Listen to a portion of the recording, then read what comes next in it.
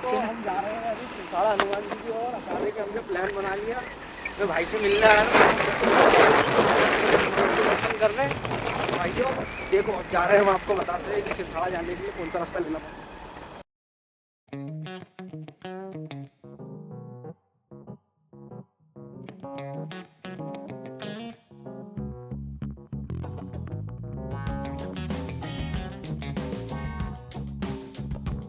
दोस्तों, अगर आप बुरहानपुर से आ रहे हैं तो इस मंदिर तक पहुंचने के लिए लगभग 55 किलोमीटर का सफर तय करना होता है। मुक्ताई नगर से ये स्थान करीब 12 किलोमीटर की दूरी पर है। ये मंदिर श्री सिद्धेश्वर हनुमान के नाम से सिद्ध है और यूपी में स्थित है।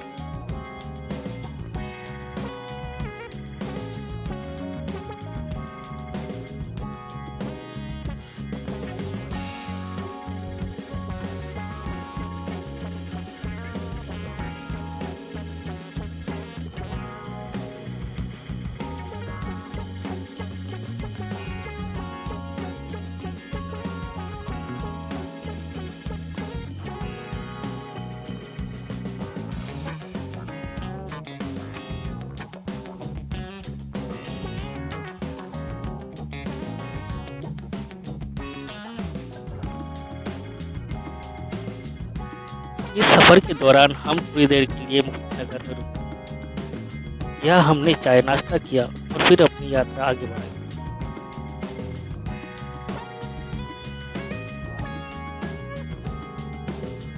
आगे रास्ते में हमें एक युवक मिले जो साइकिल से भारत सभी 12 ज्योतिर्लिंगों के दर्शन करने निकले।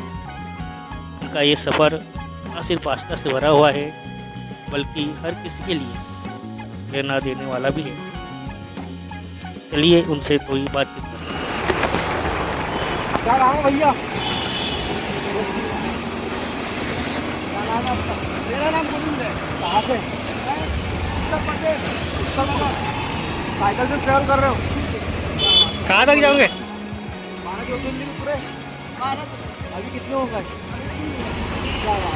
काशी विश्वनाथ, उज्जैन और महाकालेश्वर और ओंकारेश्वर। संभाजी नगर। हाँ, धनेश्वर है, धनेश्वर। हाँ भाई, कितने का बाइक लगे रहो।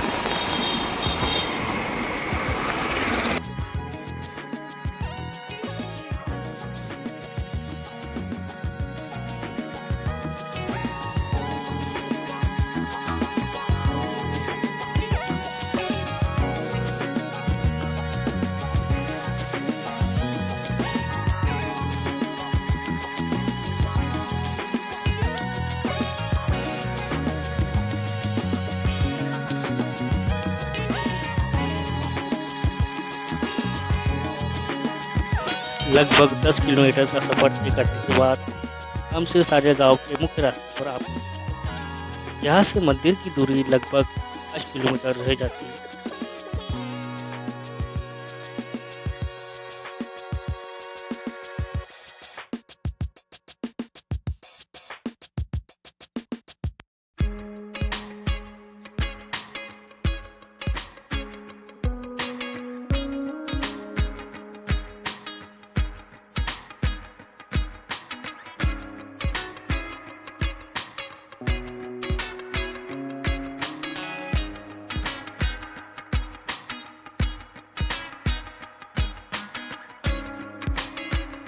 मंदिर से लगभग 2 किलोमीटर पहले ही हमें भारी ट्रैफिक जाम का सामना करना पड़ा।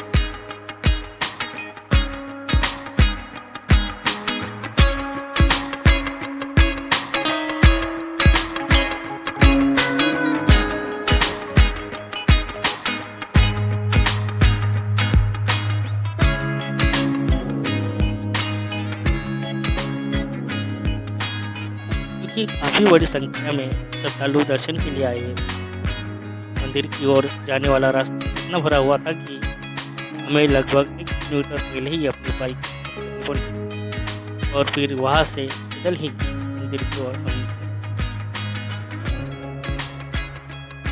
इस भीड़ भरे रास्ते में मेरे मित्र ने भी लोगों की रास्ता साफ करने में मदद की ताकि सभी श्रद्धालु आराम से आगे बढ़ सकें।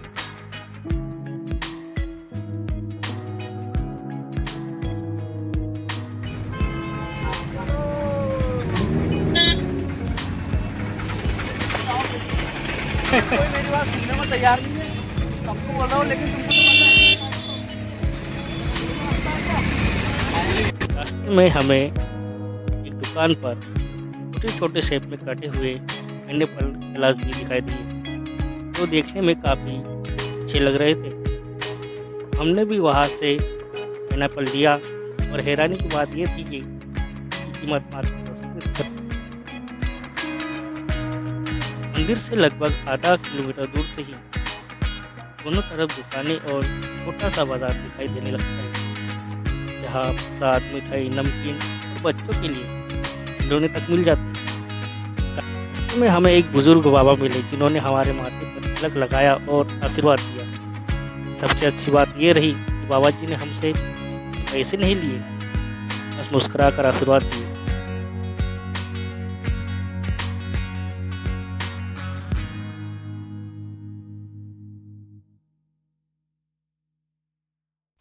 मंदिर के बाहर श्रद्धालुओं के लिए जूते चप्पल रखने के लिए मुफ्त स्टैंड बनाए गए हैं। हमने भी वही अपने जूते उतारे और फिर मंदिर में प्रवेश किया। प्रवेश करते ही हमने परिसर में लगे सार्वजनिक नलों से हाथ और मुंह धोए कि साफ सुथरे होकर दर्शन कर सकें।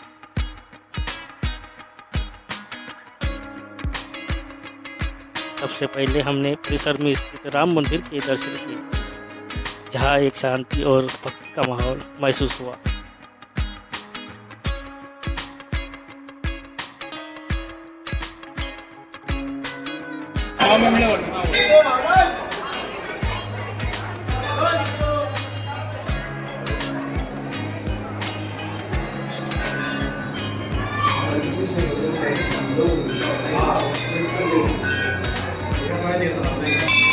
हमने देखा कि मुख्य मंदिर की ओर जाने के लिए काफी भीड़ लगी हुई थी, और क्योंकि मेरे मित्र को अन्य जगह पर भी जाना था, इसलिए हमने मुख्य मंदिर के दर्शन सामने से ही किए। उसके बाद हमने परिसर में स्थित बाकी मंदिरों जैसे गणेश मंदिर, शनिदेव मंदिर, महादेव मंदिर और अन्य देवस्थान का भी दर्शन किया।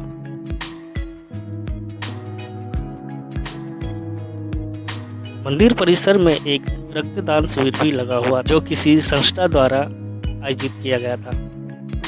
यह देख लगा कि यहाँ न केवल भक्ति का महत्व है, बल्कि सेवा और समाज कल्याण का भी विशेष ध्यान रखा जाता है। तो दोस्तों, अब हम आपको इस मंदिर के बारे में एक रोचक ऐतिहासिक और लोक कथा बताते हैं। ये मंदिर श्री सिद्धेश्वर हनुमान नाम से प्रसिद्ध है और बोतौर तालुका के सिरसोरे गांव में सदियों से श्रद्धालु के आस्था का केंद्र रहा है। कहा जाता है कि 3 दशक पहले गांव के पास रहने वाली नदी में हनुमान जी की एक मूर्ति दिखाई पड़ी। गांव वालों ने उसे उठाकर एक नीम के पेड़ के नीचे रख दिया, जहां आज एक पेड़ मौजूद है। विभिन्न प्रयासों के बावजूद भी मंदिर के ऊपर छत या गर्भगृह नहीं बन सका। कहा यह जाता है कि जैसे ही शुरू हुआ गिर जाता था। लोग मानते हैं कि यही वजह है कि आज भी एक मूर्ति खुले आसमान के नीचे है। भगवान भी यही चाहते हैं और इसी कारण इस स्थान को जागृत हनुमान के रूप में देखा जाता है, और ऐसा माना जाता है कि यही पर हनुमान जी की विशेष कृपा सदियों से बनी हुई है और भक्तों की मनोकामना पूरी करती है। इतनी अद्भुत भक्ति और अनुभव के बाद हम मंदिर से वापस जाने के लिए निकल पड़े।